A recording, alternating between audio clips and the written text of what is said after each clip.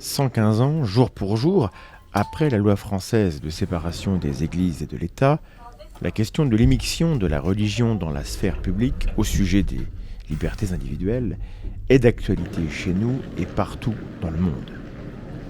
Les 8 et 9 décembre, je me suis rendu à l'Hôtel de Ville de Paris pour le congrès laïque de tous les pays Unissez-vous, organisé par Laïcs sans frontières avec le soutien d'associations internationales. Je crains que nous ne mesurions pas, collectivement, l'importance du principe de laïcité. Première difficulté, le concept est souvent mal compris et il n'existe pas vraiment dans d'autres langues. Voici la définition donnée par le site du gouvernement français. Pour la République, la laïcité garantit la liberté de conscience. De celle-ci découle la liberté de manifester ses croyances ou convictions dans les limites du respect de l'ordre public. La laïcité implique la neutralité de l'État et impose l'égalité de tous devant la loi, sans distinction de religion ou conviction. La laïcité garantit aux croyants et aux non-croyants le même droit à la liberté d'expression de leurs croyances ou convictions. Elle assure aussi bien le droit d'avoir ou de ne pas avoir de religion, d'en changer ou de ne plus en avoir. Elle garantit le libre exercice des cultes et la liberté de religion, mais aussi la liberté vis-à-vis de la religion. Personne ne peut être contraint au respect de dogmes ou prescriptions religieuses. La laïcité implique la séparation de l'État et des organisations religieuses. L'ordre politique est fondé sur la seule souveraineté du peuple, des citoyens, et l'État, qui ne reconnaît et ne salarie aucun culte, ne régit pas le fonctionnement interne des organisations religieuses. De cette séparation se déduit la neutralité de l'État, des collectivités territoriales et des services publics, non de ses usagers. La République laïque impose ainsi l'égalité des citoyens face à l'administration et aux services publics, quelles que soient leurs convictions ou croyances. La laïcité n'est pas une opinion parmi d'autres, mais la liberté d'en avoir une. Elle n'est pas une conviction, mais le principe qui les autorise toutes, sous réserve du respect de l'ordre public. L'état du monde offre un rappel simple. Sans liberté de conscience, pas de démocratie, pas de science, pas de paix et pas de progrès. Or, la liberté, ça s'entretient, sinon ça s'érode. Les panélistes rassemblés viennent de pays où ils sont opprimés, emprisonnés, menacés ou condamnés à mort. Certains ont échappé à des assassinats ou ont fait des séjours en prison. Deux d'entre eux sont français. Ils vivent ici, mais sous dispositif de protection policière, car on menace leur vie au nom de l'islam. En France aussi, on peut mourir d'avoir critiqué la religion ou moqué Dieu. Les noms de Samuel Paty et Dominique Bernard ont été rappelés. Fait révélateur, les organisateurs n'ont pas communiqué ouvertement sur la tenue de ce congrès. On peut en conclure qu'en France, en 2023, on a au moins un peu peur quand on se réunit pour appeler à la liberté de conscience et à la résistance aux théocrates. Ils répandent toutes leurs angoisses à tout le reste de la société et ça se fait à travers la violence, la coercition et la contrainte. Et moi j'ai pas envie de vivre sous la contrainte que ces gens se sont imposés à eux-mêmes ou qu'ils se sont laissés imposer à eux-mêmes. Voilà pourquoi Charlie Hebdo est pas seulement un journal laïque, mais aussi qui défend l'athéisme, et c'est pas un athéisme ridicule et caricatural comme on peut toujours le faire passer, mais c'est un athéisme fondamental dans une société démocratique et moderne, voilà, et structurant. L'athéisme, c'est vrai qu'on veut souvent le caricaturer et en faire quelque chose d'épouvantable parce qu'on l'associe à des régimes totalitaires comme le stalinisme ou des choses comme ça, mais en fait, c'est simplement un doute. C'est un doute qu'on installe et qui doit être tout le temps présent dans le débat démocratique, et ce doute devrait suffire à repousser toute velléité autoritaire des religions. C'est tout. L'athéisme, c'est pas d'empêcher les gens de croire à ce qu'ils ont envie de croire, c'est simplement, c'est le premier combat à mener, c'est déjà repousser toute velléité d'autoritarisme de la religion dans une société. Absolument. Il faut tout de suite regarder l'éléphant dans la pièce. C'est l'islam qui revient le plus souvent dans les témoignages. C'est aujourd'hui la religion qui s'oppose le plus à la liberté de critique.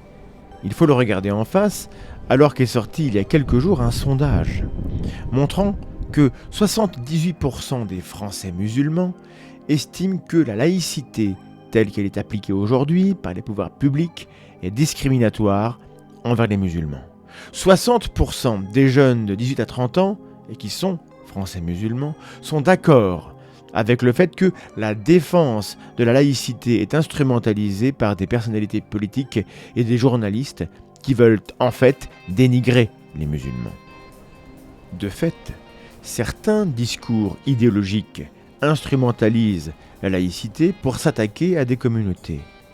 Et deux grands ennemis de la liberté ont tout intérêt à alimenter la légende selon laquelle la laïcité est l'ennemi des religions, quand en réalité la laïcité est la condition pour pouvoir pratiquer sa religion librement dans un pays où elle n'est pas religion d'État.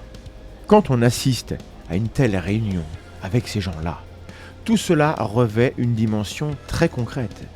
On entend des gens venus du Pakistan, du Maroc, de Tunisie, de Turquie, de Biélorussie, d'Algérie, d'Iran, du Liban, du Sénégal, de Pologne, de Syrie, de Mauritanie, d'Arabie Saoudite, du Kenya, de Tanzanie ou d'Égypte, qui témoignent que l'expression d'un avis non conforme aux normes dogmatiques en vigueur peut se payer cher.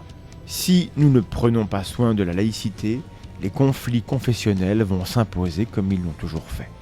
Une table ronde d'autant plus importante que la laïcité est souvent incomprise, y compris par certaines militantes féministes, que ce soit en France ou à l'étranger. Elle est vue parfois comme discriminante envers les femmes musulmanes, à l'inverse de ce qu'elle est, ou comme synonyme aussi d'athéisme dans certains pays et rejetée à ce titre. Et qui me disent, voilà, tu vas un peu trop loin, au Maroc ce n'est pas la charia, etc. Si, la charia islamique, c'est juste la loi islamique, des lois qui émanent du Coran, qui sont inspirées des préceptes de la charia, et donc ce sont les lois qui existent, puisqu'au Maroc c'est un État islamique et non un État civil. Et donc quand on a fondé ce mouvement, le mouvement Mali, donc c'était vraiment pour un appel à la laïcité, à la séparation du religieux du politique, à la séparation des institutions publiques et des organisations religieuses, parce que nous estimons que sans ce principe de laïcité, on ne peut pas accéder à nos droits et à nos libertés fondamentales. Pour nous, la laïcité, c'est vraiment le pilier de l'ensemble des libertés individuelles. La religion, l'islam, n'a pas sa place dans la lutte pour les droits humains et encore moins pour la lutte pour les droits des femmes. Dans le monde, partout et depuis toujours, les religions inspirent la condamnation des homosexuels et bien sûr la suggestion des femmes. Il est frappant de voir s'engourdir en Europe le sens de la dénonciation contre la tyrannie dogmatique.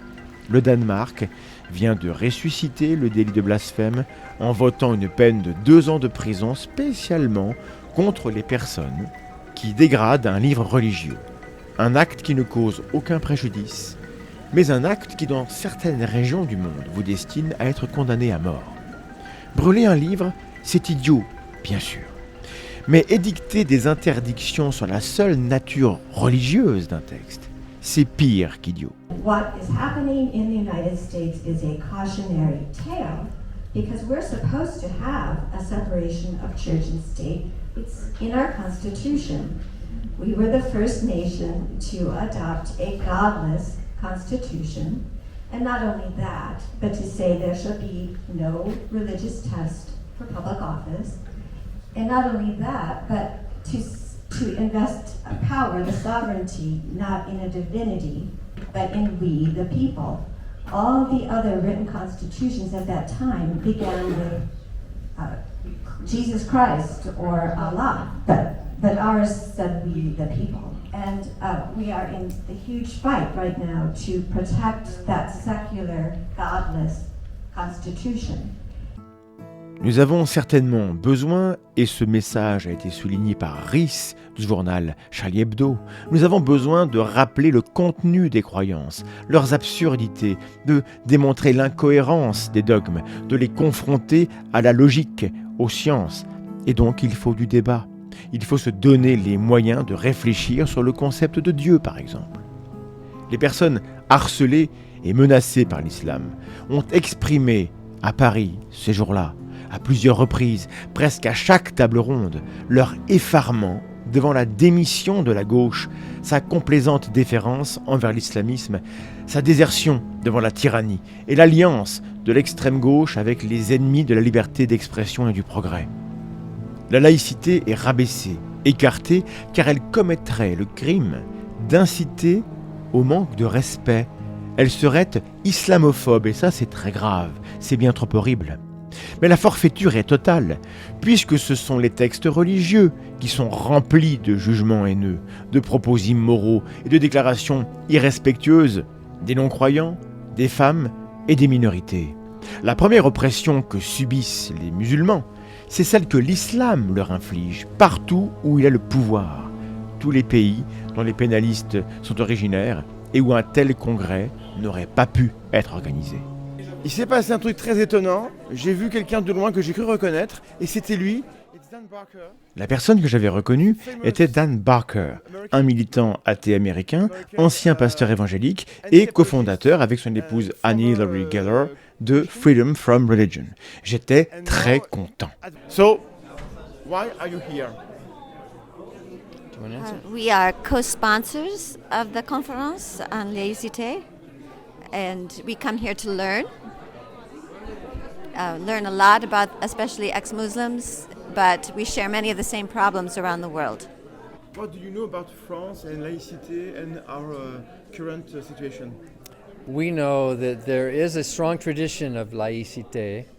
We use the word secular. It's not exactly the same, but we don't have a good word in English for laïcité, so we have to use secular. But we know... You can still laïcité? I can say it in English, laïcité, yeah.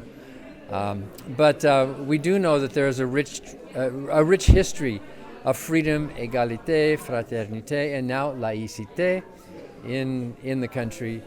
People fighting for equality, for human rights. And Paris is a good central location for all of these other people who are escaping countries where they are persecuted, especially Muslim countries. So this is a perfect location for a conference of laïcité. Very nice. Thank you very much. Le Congrès va publier un appel de Paris pour l'unité des laïcs à travers le monde afin de défendre une laïcité que la scène politique française a, semble-t-il, abandonnée. Les propos d'Emmanuel Macron ont été moqués plus d'une fois par les panélistes, qui ont rappelé son clientélisme quand il parle de réparer le lien entre l'Église catholique et l'État. Pour la première fois, la conférence des évêques catholiques organisait une rencontre avec un président de la République. Nous partageons confusément le sentiment que le lien entre l'Église et l'État s'est abîmé et qu'il nous importe à vous comme à moi de le réparer. Ou qu'il regrette une certaine radicalisation de la laïcité, parce qu'à l'en croire, la République est laïque, mais non la société. Ou encore tout récemment, quand il juge pertinent de se mêler de fêter Hanouka à l'Élysée, en allumant une bougie avec le grand rabbin de France.